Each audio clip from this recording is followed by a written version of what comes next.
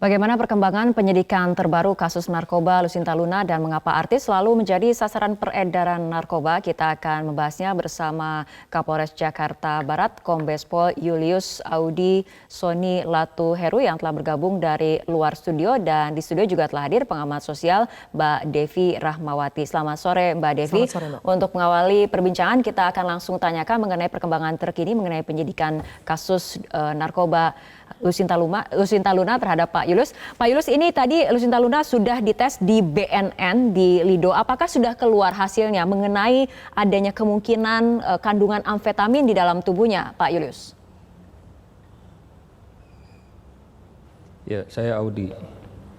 Jadi baru saja LL dan penyidik kami kembali dari BNN, dan untuk hasilnya itu butuh waktu beberapa hari. Untuk saat ini kita belum punya hasil dari pemeriksaan rambut maupun darahnya.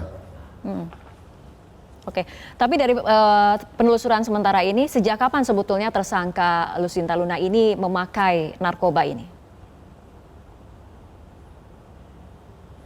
Ya, menurut pengakuannya sudah beberapa bulan yang lalu dia menggunakan obat penenang ini untuk katanya mengatasi perasaan stresnya.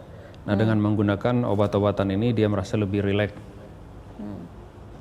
Mengenai jenis stres ataupun jenis depresi yang diderita oleh Lucinta Luna, apakah polisi mengetahui apa spesifiknya?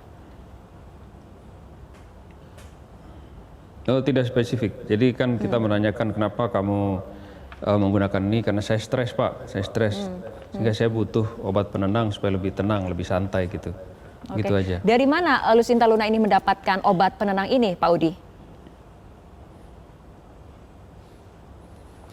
Ya, kebetulan kami sudah menangkap seseorang yang bernama IF. Baru saja kita amankan tadi pagi, itu dengan barang bukti 18 butir pil yang sama dengan yang ditemukan di TKP atau menjadi barang bukti penahanan tersangka LL.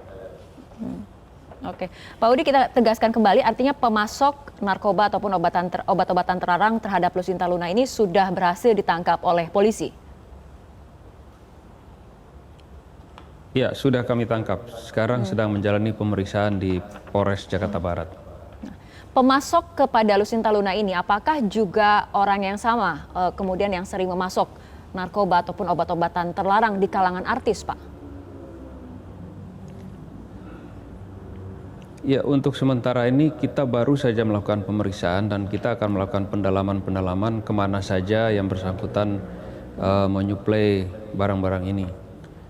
Tentang pertanyaan tadi apakah dia menyuplai ke kalangan artis dan sebagainya, itu belum terungkap dalam pemeriksaan kami.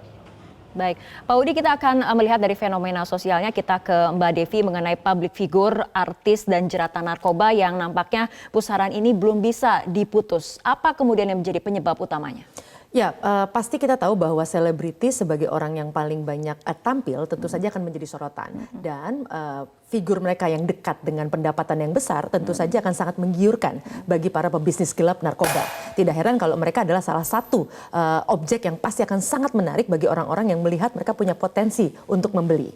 Nah, tapi yang paling mengkhawatirkan ketika orang-orang yang kemudian diidolakan ini kemudian menggunakan hal ini, kita tahu 75% remaja memang mengidolakan selebritis. Nah, yang paling problem ketika remaja juga mengikuti mereka, masa pakai remaja menggunakan narkoba itu akan semakin panjang. Ini yang rentetannya yang tanpa disadari juga berpengaruh pada masa depan bangsa tentu saja. Tadi dari pernyataan Pak Udi ada kemudian alasan stres sehingga kemudian memicu menggunakan narkoba oleh sang artis ini. Ya.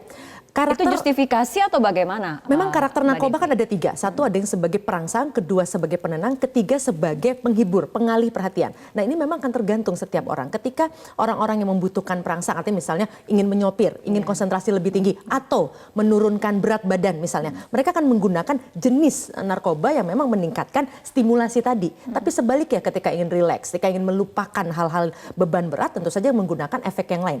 Ingat, di era modern tercatat peneliti-peneliti menemukan bahwa kita adalah manusia yang hidup dalam peradaban yang paling stres selama sejarah kehidupan manusia. Kenapa? Akibat teknologi. Di mana teknologi membuat kita sangat sering membandingkan diri kita dengan orang lain. Ini yang kemudian membuat banyak orang mencari alternatif tanda kutip penyembuhan sementara dengan alat-alat bantu seperti narkoba tadi. Public figure, artis termasuk salah satu kemudian profesi yang memang rentan tekanan.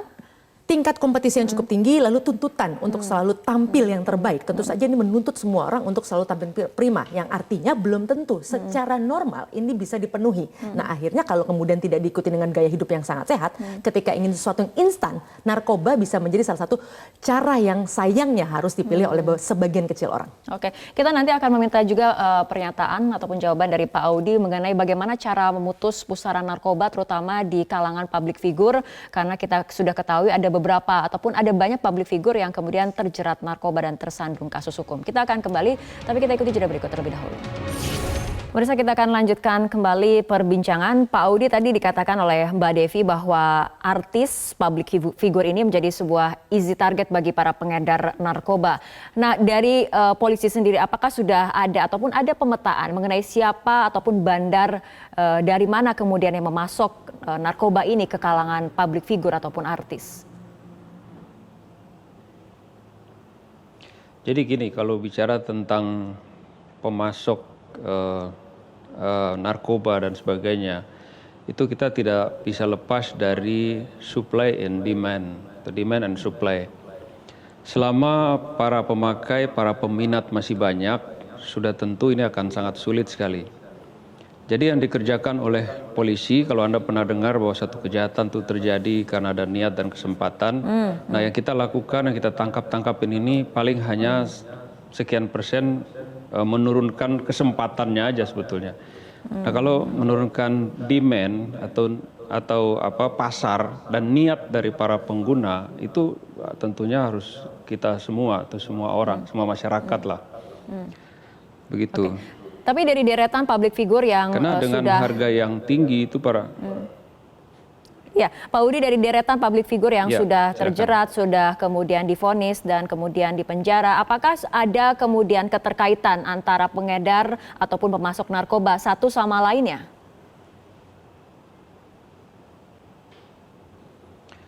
Saya kira para pemasok-pemasok itu tentunya mereka bekerja dengan jaringan. Apakah salah satu masing-masing jaringan itu ada hubungannya atau tidak, tapi tentunya mereka tidak bekerja sendirian. Nah, bahwa terkait dengan public figure itu hanya kebetulan saja dia memang public figure sehingga menjadi terekspos. Tapi sebetulnya banyak orang lain yang bukan public figure yang juga menjadi pengguna itu.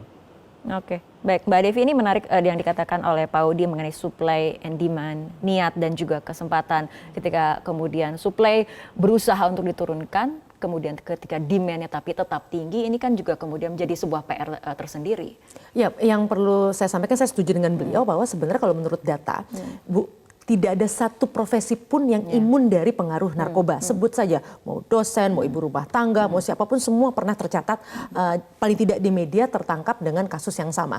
Nah, artinya apa? Yang paling penting dalam hal ini adalah kita sadar betul bahwa narkoba itu betul-betul ada di sekeliling kita. Dan yang perlu disampaikan adalah, yang perlu diingatkan pada anak-anak kita terutama adalah bahwa para penjualnya ini tidak selalu tampil bagaikan penjahat. Karena informasi bahwa kalau mau makin narkoba itu karena dipaksa, sebagian besar bukan karena paksaan. Ini yang perlu kita tahu juga, bahwa artinya ada situasi-situasi yang membuat misalnya orang-orang kemudian satu karena keingintahuan, misalnya kalau bicara kasus anak muda, lalu tadi karena ingin produktif, karena kita tahu bahwa misalnya hidup di kota begitu berat, jadi harus double job dan sebagainya membuat kemudian orang membutuhkan tambahan energi tapi ingin cara yang cepat misalnya. Nah, hal-hal demikian harusnya disadari, yang kemudian terus-menerus dikampanyekan bahwa untuk mencapai visi apapun dalam hidup kita tidak memerlukan alat bantu yang berbahaya seperti narkoba ini. Artinya profesi public figure ini bukan berarti karena memang rentan saja hanya satu profesi, tapi narkoba ini kemudian mengincar segala macam kalangan profesi terutama juga. Usia produktif dan yang pasti memiliki pendapatan, karena tentu saja untuk para pedagang ini membutuhkan konsumen jangka panjang, sehingga dia membutuhkan orang yang pasti bisa membeli ini secara terus-menerus.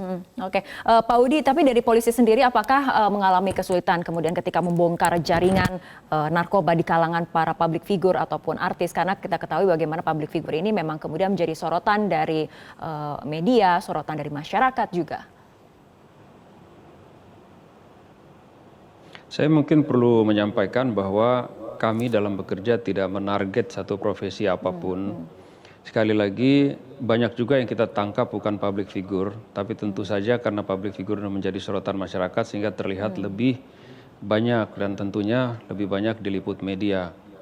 Jadi kalau tentang kesulitan-kesulitan mengatasi ini tentu kita tidak melihat itu, artinya sesulit apapun pihak kepolisian atau kami terus saja melakukan upaya-upaya untuk melakukan pemberantasan narkoba ini.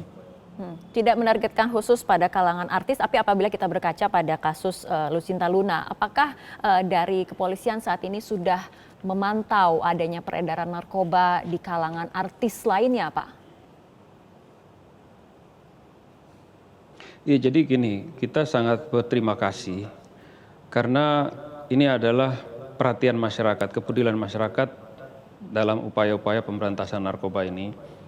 Bisa saya sampaikan bahwa LL ini kita mulai menangkap dia itu kan informasi dari masyarakat. Nah, dari informasi masyarakat ini kita kembangkan akhirnya bisa menangkap yang bersangkutan. Nah, ini juga kebetulan saya pernah di Narkoba Polda Metro. Hal yang sama juga menimpa beberapa public figure yang lain. Nah, tentu saja bagi mereka public figure ini kan kemana-mana menjadi pusat perhatian masyarakat. Nah, masyarakat melihat dan tentunya ketika ada timbul kecurigaan masyarakat, misalkan dia masuk di satu tempat atau kebiasaan-kebiasaan tertentu yang menyolok atau menarik perhatian, tentunya mereka akan istilah anak-anak sekarang itu kepo. Nah, setelah dia punya informasi, dia akan tentunya akan serahkan ke polisi. Nah, ini termasuk hari ini ada pemberitaan seperti ini, mungkin juga banyak masyarakat yang menyimpan informasi tentang public figure yang lain. Nah, biasanya itu berurutan gitu, mereka kemudian menginformasikan juga. Dan kalau tentunya setiap informasi yang kami terima dari masyarakat pasti kami tindak lanjuti. Baik, terima kasih Kapolres Jakarta Barat Kombes Pol Bapak Audi Soni Latuheru telah berbincang bersama kami dalam Prime Time News untuk ke Mbak Devi sendiri. Artinya tapi ketika kemudian fenomena sosial terjadi di mana lagi-lagi artis ataupun public figure, walaupun ini bukan satu-satunya profesi yang easy target untuk peredaran narkoba, tapi let's say kita inginkan bahwa pusaran narkoba ini terputus terutama di kalangan public figure. Ya, artinya public figure harus sadar betul akan posisi tanda kutip strategik mereka, satu sebagai model yang bagus, sekaligus juga sebagai model yang buruk ketika kemudian mereka juga mudah terjerat pada rayuan-rayuan tadi. Nah, artinya memang perlu ada satu sistem juga yang dibangun bahwa ketika kelompok-kelompok yang rentan ini membutuhkan bantuan, misalnya mereka membutuhkan bantuan curhat atau apa dan sebagainya, mungkin kita bisa ciptakan sistem baru di mana misalnya ada keterlibatan kelompok-kelompok pendamping, universitas misalnya, psikolog-psikolog dan sebagainya yang juga bisa ikut membantu. Artinya bukan apa-apa, kita butuh figur. Nah, artinya mereka salah satu yang menurut kita harusnya bisa menjadi duta besar kebaikan bagi semua. Oke, kita harapkan dengan adanya kasus ini memang bisa menjadi pembelajaran, sama-sama meningkatkan kewaspadaan bahwa peredaran narkoba sangat dekat dengan kita dan kita harus waspada untuk memeranginya ya, seperti itu. Mbak Devi, terima kasih telah berbincang untuk hari ini dalam Prime Time News.